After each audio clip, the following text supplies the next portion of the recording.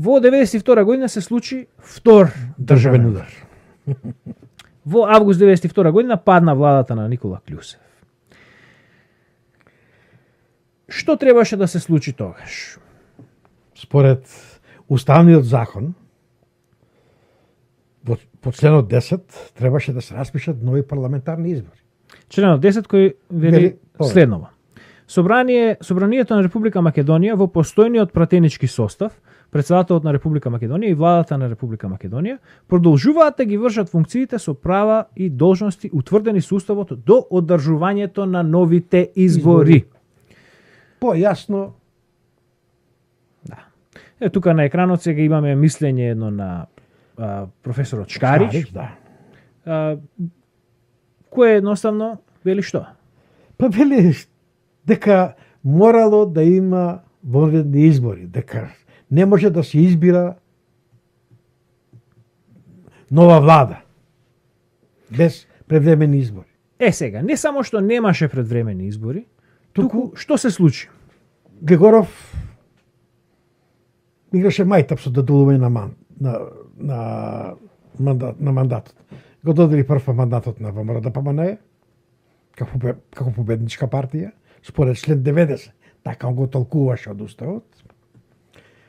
Бидејќи Георгиевски не можеше да состави коалициона влада, веднаш го врати мандатот за 2-3 дена, го врати мандатот. Глигоров го даде мандатот на Петар Гошев, на СДС, не на Петар Гошев, туку на второ рангираната партија по бројот на изборите од 90-та година. Петар Гошев го пречекори рокот од 20 дена во кој беше должен или да состави влада или да го врати мандатот. Тој го врати мандатот после 25-тиот или 26-тиот ден. Да. Глигоров, наместо сега мандатот да го понуди, кога тргнал да ќе по некој си ред, по негов избор, да го нуди мандатот на секоја партија, требаше да оди на пласираната партија. Тоа беше ПДП. Албанската партија.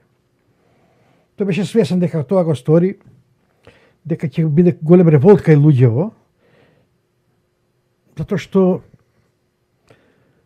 целите тие избори беа на една така подгревани со една албанска иконографија и се будеше антиалбанското чувство кај сите македонци. Кај сите жители на Македонија, кои не се од албанско потекло. Да, се подгреваше едно чувство дека албанците се подготвуваат да направат нешто отвојување од Македонија. Јавање на бели коњи, победа, сето тоа. И затоа Глигоров се одлучи, бидејќи не можеше да го прескокне ПДП, па да го даде на Андов, на реформските сили, мандатот, тој се одлучи на фалсификат и да го даде мандатот повторно на СКМ ПДП. СДСМ. Тие направија сега во тој период, мислам дека се случи конгресот на партијата. Меѓутоа тоа беше она нивна магија, каде што сега СКМ ПДП одржа вонреден конгрес, на конгресот Петар Горшев се повлече или падна, Бранко Црвенковски се... Тоа воопшто не е, тоа е влага. Да, меѓутоа тоа го направија така да замеа точи и сега одеднаш после тој конгрес СКМ ПДП излезе како СДСМ. Да. И сега тоа е нова партија одеднаш. Ама тогаш не учествува на избори. Да. Ако е нова партија, не учествува на избори. Да, ама тоа е она магиите кои што ги прават. Тоа е вториот сериоз и тоа е најсериозен државен удар. Да. Сега, тука не завршува, не завршува проблемот со Давкова. Таа не само што не реагира ниту на овој нови прекршување на уставниот закон, таа зазема место во новата влада. Да. Тоа е првата политичка влада на Република Македонија, која што ја предводи Бранко Црвенковски. Да. Сега, ајде да земеме повторно, пошто бидејќи гледаме какви биле ставовите, каква била атмосферата тогаш, да видиме што кажувал Бранко. Да, кои биле ставовите на Бранко Црвенковски и на Киро Глигоров во однос на независноста, бидејќи тоа е тој период. Да. И според тоа ќе можеме да видиме отприлика кои биле гледањата на професорката Силјановска Давкова. Веќе била дел од таа влада, од таа власт. Сега, Киро Глигоров на 7 јуни 1991 година вели вака: определувајќи се за суверена Македонија во разговорите за иднината на Југославија, ја изразуваме нашата заинтересираност и подготвеност да се зачува југословенската заедница. На 8 септември 1991 година Киро Глигоров ја даде следнава изјава. Цитирам: гласот за суверена и самостојна Македонија е глас за здружувањето во сојуз на суверени држави на Југославија. Повеќе децениското обстојување и заедничкиот соживот на овој простор е основата врз која ги осознаваме и нашите интереси за неговата иднина. Премиерот на таа влада во јуни 1991 година кој изрече следново: не е крајна нужда да го донесеме тоа, односно да избереме независност. Да. Кој не овластил во името на овој народ да донесуваме одлука за која не знаеме какви ќе бидат последиците, а да не зборувам за нешто што ќе е многу потешко. Тоа е една авантура во која не се влегува.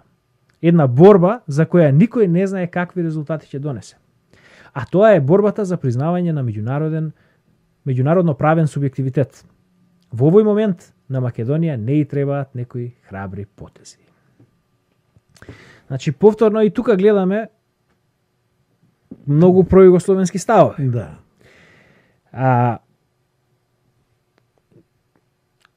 Како да кажам, неопходно е, ако имаш пројугословенски ставови во тој период, дека имаш антимакедонски ставови. Да. Затоа што тогаш беше спротивставени беа интересите. Да. Или ќе опстане Југославија, или ќе правиме Македонија. Сега, да видиме некои забележителни настани од периодот 92, 3, 4, кога професорката беше дел од владата. Значи, во тој период се случија некои многу забележителни настани. Еден од тие настани беше засилувањето на прогонот на ВМРО ДПМНЕ. Во јавност избија аферите Сина птица и Дувло. Да. Тогаш за прв пат се обзнани дека партијата е под прогон и дека државата се обидува да ја уништи. Да. Имаше некои комисиски сослушувања, имаше седници на собранието во кои што се дискутираше нешто, меѓутоа ништо не излезе од тоа. Ни лук јал, ни лук мирисал, се направи секој со чисти раце и ништо не се заврши. Прво што морала да го забележи Силјановска Давкова е носењето на новиот правилник за работа на СДБ УБК. Веќе тој поминал на владата. Да. Таму е отворена нова линија за работа на службата на СДБ, македонски врховизам и национализам. Да се гони. Да се гони македонски национализам, македонски врховизам е многу чудна работа. Бидејќи врховизмот означува кога стои пред него именка на држава, го одредува